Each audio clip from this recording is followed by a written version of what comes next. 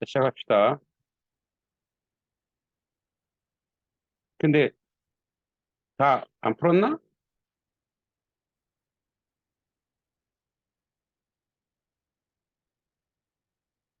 문제, 문제 푸는 사람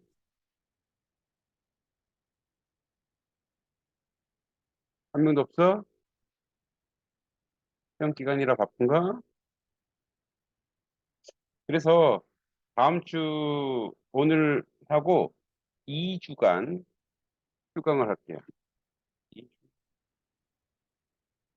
그러니까 저기 누구야? 서영이, 서원이 시험 기간 어디야? 언제야? 거의 다다음 주. 그러니까 7월 첫째 주지? 네. 아, 7월 첫째 주야? 그러니까 다음 주랑 7월 첫째 주, 그러니까 다음 수업이 7월 12일 날 하는 걸로. 어? 7월 7일, 그래, 7월 12일 날 개강할 테니까. 자, 한 명도 안 풀었다 이거지. 음, 바쁘니까. 자, 우선, 어, 이제 전체 이 맥락을 조금 이해를 해야 되니까 한번 봅시다. 자, 요 경제 문제죠. 경제 문제고. 질문은 뭐 유사합니다. 질문하는 것은 여기 나와 있는 것처럼, 어, 이해. 그래서, 이 힐링을 찾는 거죠. 보기를 통해서 맞는 거 찾아내는 거죠. 공통점. 그리고 또 보기를 통해서 추론 문제, 그다음 문맥상 한번 그럼 전체적으로 지문을 분석해 봅시다. 이 지문 분석의 도사가 돼야 돼요, 여러분. 그럼 이제 우리 딸내미가 뭐 삼수해서 그런지 몰라도 이 지문 하나는 기가 막히게 분석하더라고. 그러니까 지문을 기가 막히게 분석한다는 건 뭐냐면 그 정도로 답을 다 찾아낸다는 거예요. 자, 봅시다. 사무실의 방충망이 낡아서 파손되었다면 세입자와 사무실을 빌려준 건물주 중 누가 고쳐야 할까?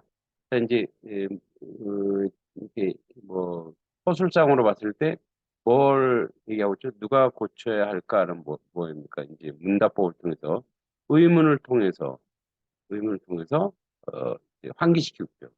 그래서, 이 경우 민법 전의 법조문에 의하면 임대인인 건물주가 수선할 의무를 준다. 누가? 예, 건물주가 수선해야 된다는 얘기죠. 건물주가 이것은 수선해야 된다. 그러나 사무실을 빌릴 때 간단한 파손은 세입자가 스스로 해결한다는 내용의 계약서에 포함되는 경우도 있다. 그런 뭐 예외가 있다는 거죠. 간단한 것은.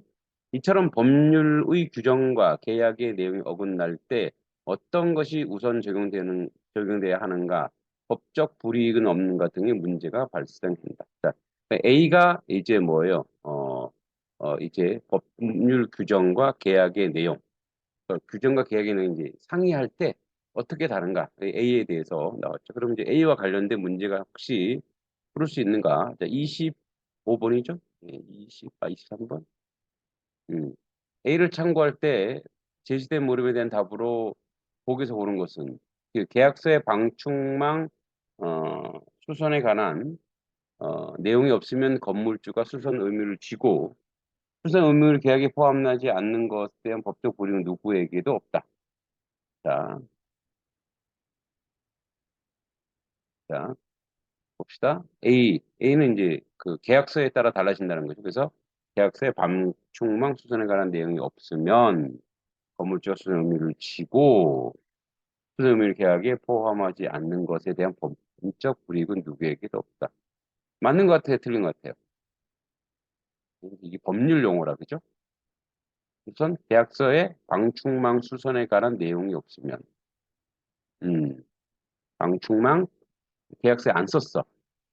그러면 자연히 이거는 뭐예요? 원래 법규, 큰 상위 법규상 뭐 건물주가 수선 의무를 지고 수선 의무를 계약에 포함하지 않는 것에 대한 법적 불이익은 누구에게도 없다. 그러니까 이거는 원래 법이 그 뭡니까? 어, 이렇게 임대차 법에 의해서 원래 이거니까 그건 뭐 이익이냐 불이익 이 차원은 아니죠. 원래 그것을 조건을 안 달았으면 아무 상관이 없다는 거죠. 그러니까 뭐예요? 이건 맞네. 그죠? 자, 오케이. 계약서에 수선에 관한 내용이 없으면 세입자가 수선의 의무를 지고 건물주는 수선의 의무를 계약에 포함되지 않은 것에 대해 법적 불이익을 받는다. 이거는 아니죠. 그러니까 이제 법률상 상위 법에 있는 것을 그대로 따라야 되기 때문에. 계약서에 세입자가 방충망 수선한다는 내용이 있으면 세입자 수선 의무를 지고 맞죠? 법률 내용은 다르게 한 계약한 것에 법적 불이익은 누구에게도 없다. 그럼 자기가 져야 되니까 뭐 그죠? 예, 그러니까 니은도 이것도 맞고 계약서에 세입자가 방충망 수선하는 내용이 있으면 세입자 수선 의무를 지고 맞죠? 건물주는 법률 내용은 다르게 계약한 것에 법적 불이익을 받는다.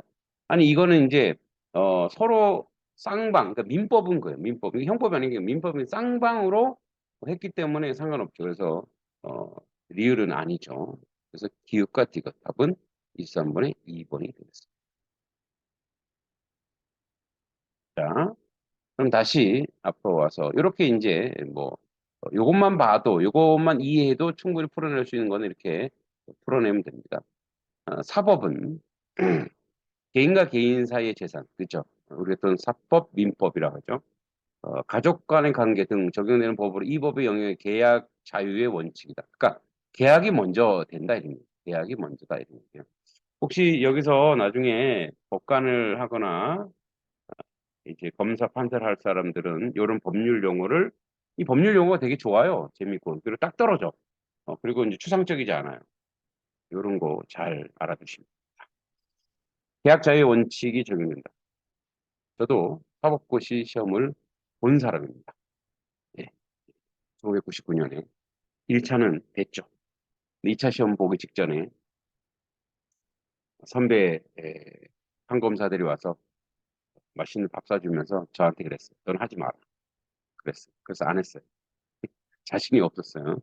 어, 그때는 뭐 이렇게 뭐랄까 개인적인 얘기지만 상당히 데모하고 돌아다니라고 어려웠어요. 공부하기가 그랬던 시절이 있었죠.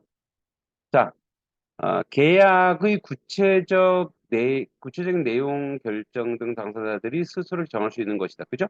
예, 이게 계약 자유의 원칙이에요. 요런 걸 뭐예요? 정의죠, 정의. 예. 자, 정의. 내용 결정 등 당사자 스스로 책임을 따라서 당사자들이 사법에 속하는 법률 규정과 어긋나는 내용으로 계약을 체결할 경우 계약 내용이 우선, 그죠? 그러니까 뭐 법률과 상관없이 계약을 적용했다. 그럼 이게 뭐요? 그게 적용 먼저. 그러니까 서로 쌍방간 이게 이제 민법은 합법은 쌍방간에 합의됐으면 그게 먼저야. 그게. 그러니까 원래 법이 이렇게 했는데 상위법이 있는데 그게 아니라 왜냐면 이거는 이제 형법이 아니니까. 형법은 뭐예요? 이제 구속력이 있는 거죠. 민법은 서로 간에 이제 뭐 재산에 대한 얘기니까 서로 쌍방에 하면 되는 거죠. 예를 들어서 여러분 그래서 사채 이런 게 그래서 사채업자들이 그래서 이제 그걸 이제 법적으로 제재해 버리죠. 너무 심하니까. 예를 들어서 뭐 돈을 1,000만 원 빌렸는데 보통 어, 혹시 우리 이놈 잠깐 이놈 또 뒤지고 제 시리또 뒤지고. 자, 그러니까 예를 들어서 원래 법률상 뭐 예를 들어서 가령 5%를 연간 5%를 넘지 말아야 된다. 그런데 막 20% 때리죠. 근데 이제 그걸 계약서로 서명을 했단 말이야. 그러니까 뭐야? 사채업자들이 막 가서 돈 달라고 하는 거죠. 자, 이처럼 법률상으로 규정되어 있더라도 당사자 자유롭게 계약할 내용을 정할 수 있는 법률을 임의법규. 자, 이걸 뭐라 그래? 임의법규라고 한다. 예, 또 이렇게 어떤 정의에 대해서, 어떤 의미에 대해서 분석하고 있죠. 사법은 원칙적으로 임의법규이므로 사법은, 즉 사법을 또 민법, 개인의 법이라는 얘기예요. 형법과 대조된 사법입니다. 규정한 내용에 대해 당사자들이 계약으로 달리 정하지 않았다면 원칙적으로 법률이 규정. 그래서 근데 서로 계약하지 않았어. 그러면 원래 가지고 있는 법률이 적용된다는 거죠. 예, 법률이 적용. 아까 그래서 그 보기들이 나왔죠. 그러나 법률로 정해진 내용과 어긋나게 계약을 하면 당사자들 벌금이나 과태료 같은 법적 불이익이 있거나 계약의 효력 부정하는 데는 예외적인 경우도 있다. 그러니까 당사자가 계약하지 않고 이제 뭐예요? 어, 법률을 원래 있던 상위법을 어긋나게 하면 법률적인 것도 없이 이렇게 뭡니까? 법률 안에서 정해지지 않으면은 원래 계약이 서로 계약하지 않고 그러면 어떻게 해요? 불이익을 당하게 되는 거죠. 계약의 효력이 부정되는 예외적인 경우도 있다. 우선 체결된 계약 내용의 법률에 정해진 내용과 어긋날 때 법적 불이익이 있지만 계약 효력 자체 그대로 두는 경우가 있다. 이에 해당된 법조문은 단속 법규라고 한다. 예, 이런 것도 다 단속 법규라고 하죠. 공인중개사가 자신이 소유한 부동산을 고객에게 직접 파는 것을 금지하는 규정의 단속 법규에 해당한다. 따라서 이 규정을 위반하여 공인중개사 고객에게 체결한 매매 계약의 경우 이건 안 된다는 거죠. 어, 공인중개사에게 벌금을 부과해야 되지만 계약 자체는 유효하다. 그러니까 벌금은 되지만 서로 계약이기 때문에 계약은 뭐야? 유효하대요. 벌금 부과되지만 이 경우 계약의 내용에 따른 행동에 급부를 할 의무가 내용에 따른 행동인 급부를 할 의무가 인정되어 공인중개사는 매물 소유권을 넘겨주고 고객의 대금을 지급해야 하는 것이다. 급부라고 하는 건 어떤 차등이라고 하는 거죠. 한편 체결된 계약 내용이 법률에 정해진 내용이 어긋날 때 법적 불이익이 있을 뿐 아니라 체결된 계약 효력 자체에도 인정되지 않아 급부 의무가 부정되는 경우가 있다. 이에 대해 법정은 강행법규라고 한다. 자, 이건 뭐냐? 이런 거죠. 체결된 계약 내용이 법률에 정해진 내용과 어긋날 때, 원래 어긋날 때 불이익이 있고, 그다음에 체결된 계약의 효력 자체에도 인정되지 않고 그래서 이건 다 부정되는 거죠. 그래서 강행법 이거는 뭐 강제적으로 그렇게 때리는 거죠. 이 경우 계약 당사자들은 상대에게 급부하라고 돈을 달라고 요구할 수 없다. 이미 급부에 이행하여 재산적 이익을 넘겨주었다면 이익은 부당이득이기 때문에 반환을 요구할 수 있다. 그죠? 부당이득. 즉 부당이득 반환 청구권이 인정되는 것이다. 이럴 경우는 뭐야? 이렇게 요구할 때 부당이득이다. 용어가 어렵죠. 의사와 의사 아닌 사람의 의료기관 동업은 금지하는 법률로 규정되는 강행법규죠. 그죠? 같이 같은 의사만 뭐 할 수 있다는 것, 동업할 수 있다는 것. 따라서 의사와 의사 아닌 사람 체결한 동업계약, 의사와 의사 아닌 동업계약은 무효라는 거죠. 효력이 부정된다. 그래서 뭐 돈을 반환해. 자, 여기 기금 뭐예요? 이 규정을 위반하여 공인중개 고객의 책임을 요거는 단속 법규지만 이거는 지급해야 돼. 근데 이거는 지급하지 않아야 돼. 그죠? 그럼 기업과 니은에 대해서 기업과 니은 됐다. 24번.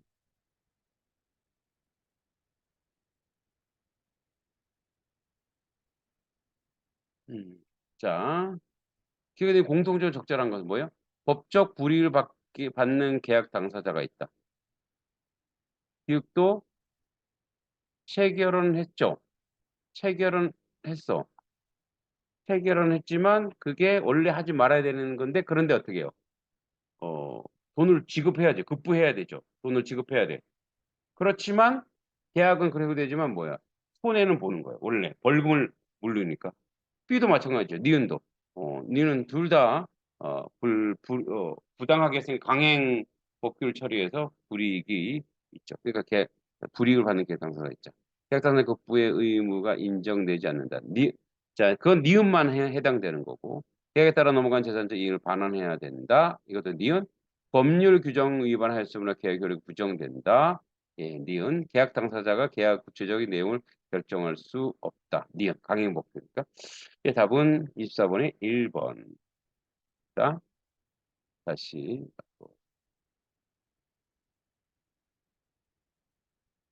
자, 그러나 강행 법규에 의해 계약 효력이 부정되었을 때 부당이득의 반환 청구가 인정되지 않은 경우도 있다. 급부의 내용이 위조 지폐, 비도덕적인 이럴 때는 하지 않는다는 거죠. 네. 국가가 개인 간의 계약에 개입하는 것은 국가 안보, 그다음에 사회의 질서, 공공 복리, 그러니까 사회에 큰 어 손해를 끼치면은 이 경우에는 자유를 제한한다는 거죠. 그래서 비례 원칙이라고 한다. 비례 원칙. 오케이. 자, 유클리드에서 이해를 적절치 않은 것은 틀린 거. 틀린 거 찾는 거죠. 자, 1번. 임의 법규에 해당하는 법률 조항이 이 어긋나는 계약 내용 가운데 계약 내용 우선 적용. 그쵸? 서로 간에 이제 쌍방 계약이 우선 적용된다. 임의 법규가 단속 법규에 비해 계약 자유 원칙에 더 부합하다. 그쵸? 그건 자유니까. 근데 단속은 뭐야? 강제시키니까. 단속 법규로 국가가 개인 간의 계약을 개입할 때 비례 원칙에 적용되지 않는다. 자, 단속 법규는 국가 개인 간의 계약에 개입했어요. 이때는 뭐예요? 상당한 문제가 있는 경우죠. 그래서 이때는 비례 원칙이 적용되지 않는다. 그런데 3번에 단속 법규 중에 앞에 볼까요? 단속 법규. 여기 있죠. 자, 어, 어긋나지만 과태료 벌적 부리 계약의 효력이 있지만 뭐예요? 그렇지만 공인중개사는 뭐예요? 그거를 줘야 된다는 거예요. 지급해야 되는 여기 대금을 지급해야 되는 거죠. 그러니까 여기서 있는 지금 3번의 내용은 어, 비례 원칙이 적용돼요. 적용된다 그랬죠. 왜? 그 공인중개사는 자기 벌금은 맞지만 줄 건 줘야 된다고 얘기했죠. 그러니까 3번은 맞습니다. 틀리죠. 자, 단속 법규로 입법할 목적을 달성했을 때 계약관에 대해 강행 법규로 국가 개입하는 것은 정당화될 수 없다. 단속 법규 입법할 목적을 달성할 수 있는 계약에 대해 강행 법규로 그거 개입하는 것은 정당을 자 요런 건 뭐예요? 강행 법규로 가면 안 되고 여기서는 뭐 이 안에서 해결해라는 거죠. 강행 법규를 위반할 때 계약 부의 내용에 따라 부당한 일을 방한 청구는 인정 여부가 달라진다. 그렇죠? 달라질 수 있죠. 답은 3번입니다.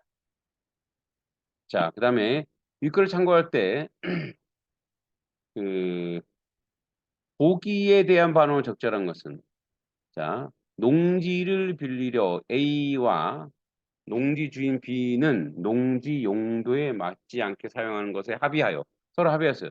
농지 임대차 계약을 체결하였다. 그리고 A는 B의 농지 사용료를 지불하고 1년간 농지 사용했다. 농지법을 위한 이 시한에 대해 대법원이 내린 판결은 다음과 같다. 법률을 위반한 농지를 빌려준 사람의 벌금이 부과된다. 둘째, 이 사건 농지 임대차 계약을 농지법 이런 것은 무효이다. 셋째, 농지를 빌려준 사람은 받은 상인을 반환해야 된다. 넷째, 농지 빌린 사람은 농지를 빌려 써서 이 얻은 이익을 농지 빌려준 사람에게 반환해야 된다. 자, 되게 어렵게 보이죠. 그걸 잘 봅시다. 자, 반응으로 적절한 것은 자, A와 그다음에 B가 농지 임대차 계약을 체결할 때 사법의 적용을 받지 않겠군. 자, 어, 농지 임대차 계약을 체결했을 때 사법의 적용을 받지 않는다고? 왜냐면 서로 계약을 했죠. 서로 체결했잖아, 그죠? 서로 합의 체결했는데 이게 이제 법률을 위반해서 했기 때문에 이제 강행으로 갔죠. 그렇지만 이 둘이 계약을 했기 때문에 사법의 적용을 받지 않는 건 아니에요. 둘이 계약했기 때문에. 그래서 뭐예요? 둘이 여기 계약한 그 자료가 있기 때문에 적용받죠. B에게 벌금을 부과하는 것은 A, B가 맺은 농지 임대차 계약 효력이 있음을 인정하지 않았기 때문에. 그죠? 뭐냐면 벌금을 한 건 위에 법률을 위반했기 때문에 그렇죠. 어, B에게 벌금 부과한 것은 A와 B가 맺은 농지 임대차 계약 효력이 있음을 인정하지 않았기 때문에. 이건 효력 자체가 불가한 거. 왜냐면 법률을 위반했기 때문에. B에게 벌금을 부과한 것만으로는 이 계약의 내용을 규제하는 법률 입법 목적을 실현하기 부족하다는 점을 고려하여 계약을 무효로 판결하는 것이겠군. 자, B에게 벌금 부과한 것은 맞죠? 계약의 내용을 규제하는 법률이 있어요.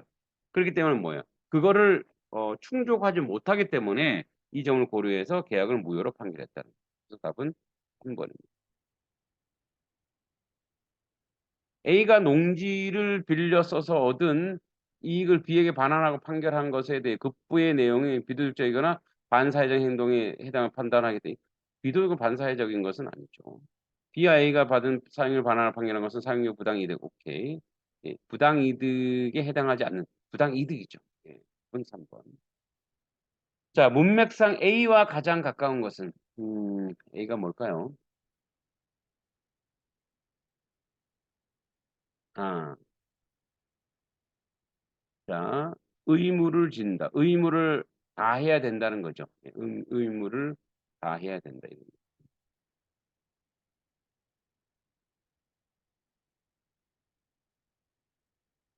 예, 커피에 옷 쏟아서 얼룩이 졌다. 이거는 뭐예요? 오염됐다 이런 얘기. 내게 계속 신세만 진다. 이거는 뭐예요? 신세만 졌다라고 하는 것은 내가 계속 이제 그죠? 책임과 의무의 개념이 아니라 이제 친구에게 미안한 그런 송구한 신세졌다고 하는 죄송해 원수지게 되었다. 서로 갈등하게 되었다. 아예 배당을 진 건 그건 진짜 배당을 졌다는 거. 나는 조장으로서 큰 부담을 주고 있다. 의무를 가지고 있다. 답은 5번 쉽죠? 네. 자, 어렵지는 않죠? 잘 이제 분석해서 내용을 정리하면 될 것 같고 7월 11일까지 시험 잘 보시고 그때 만납시다. 자, 밤늦게 수고했습니다. 안녕.